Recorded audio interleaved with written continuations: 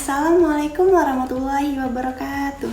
Halo teman-teman, perkenalkan nama saya Dela Mesinda dengan NIM 250410223.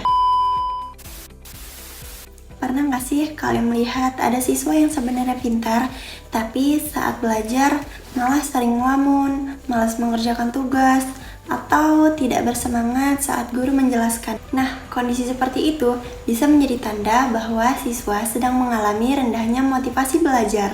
Pada video kali ini, kita akan membahas sebuah kasus nyata tentang rendahnya motivasi belajar pada siswa kelas 2 SD Al-Islamiyah Surabaya.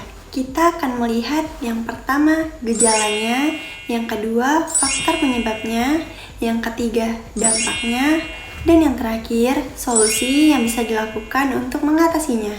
Kasus ini berasal dari penelitian yang dilakukan oleh Putri dan rekan-rekannya pada tahun 2021 di SD Al-Islamiyah Surabaya. Hasil penelitian menunjukkan bahwa selama proses pembelajaran daring, motivasi belajar siswa mengalami penurunan.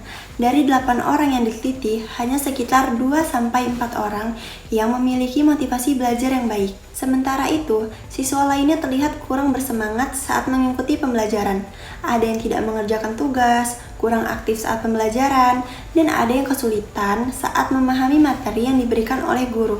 Ada beberapa gejala yang terlihat pada siswa yang mengalami motivasi belajar rendah. Pertama, siswa kurang bersemangat saat mengikuti pembelajaran. Yang kedua, siswa sering menunda atau tidak mengerjakan tugas. Yang ketiga, siswa kurang aktif saat kegiatan. Yang keempat, siswa mudah bosan atau sulit fokus. Dan yang terakhir, hasil belajar siswa mengalami penurunan. Gejala-gejala ini perlu diperhatikan karena jika dibiarkan terus-menerus akan memengaruhi perkembangan belajar siswa. Menurut hasil penelitian, ada 2 faktor utama yang menyebabkan rendahnya motivasi belajar. Yang pertama adalah faktor internal, yaitu yang berasal dari dalam diri siswa sendiri. Misalnya rasa bosan, kurang minat belajar, atau keadaan psikologis yang membuat siswa tidak bersemangat belajar. Yang kedua, faktor eksternal, yaitu faktor yang berasal dari lingkungan sekitar siswa. Contohnya, kurangnya dukungan keluarga, suasana rumah yang kurang nyaman untuk belajar, dan kurangnya pendampingan orang tua saat proses pembelajaran. Menurut teori Hamzah B. Uno, motivasi belajar adalah dorongan yang membuat seseorang mau melakukan kegiatan belajar. Jika dorongan tersebut rendah, maka semangat belajar siswa juga akan menurun. Yang pertama, teori behavioristik. Rendahnya motivasi belajar dapat terjadi karena siswa kurang mendapatkan penguatan dan penghargaan. Guru dapat memberikan pujian dan apresiasi agar siswa lebih bersemangat belajar. Kedua, teori kognitif, yaitu siswa mengalami kesulitan memahami materi sehingga minat dan belajarnya menurun. Nah, guru perlu menyampaikan materi sesuai perkembangan siswa. Yang ketiga, teori humanistik, yaitu kurangnya dukungan keluarga dan lingkungan belajar yang nyaman dapat memengaruhi motivasi belajar siswa.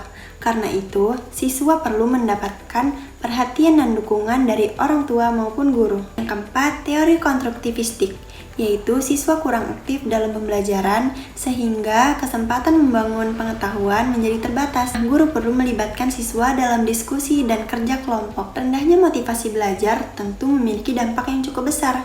Contohnya, siswa kesulitan memahami materi, hasil belajar menurun, serta kurang percaya diri dan bisa tertinggal dari teman-temannya. Selain itu, guru akan mengalami kesulitan dalam mencapai tujuan pembelajaran. Guru dapat membuat pembelajaran lebih menarik dengan menggunakan media pembelajaran seperti video edukasi, permainan, atau aktivitas yang melibatkan siswa secara langsung. Orang tua juga perlu memberikan perhatian, dukungan, dan pendampingan selama anak belajar di rumah. Selain itu, siswa perlu dibiasakan untuk memiliki target belajar sederhana dan diberikan apresiasi atas usaha yang mereka lakukan. Dari kasus yang terjadi di SD Al-Islamiyah Surabaya, kita dapat memahami bahwa rendahnya motivasi belajar bukanlah masalah yang muncul begitu saja.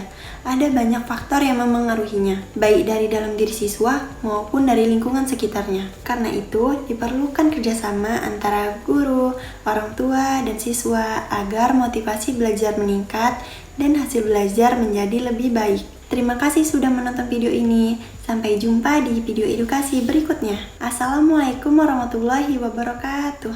Bye-bye.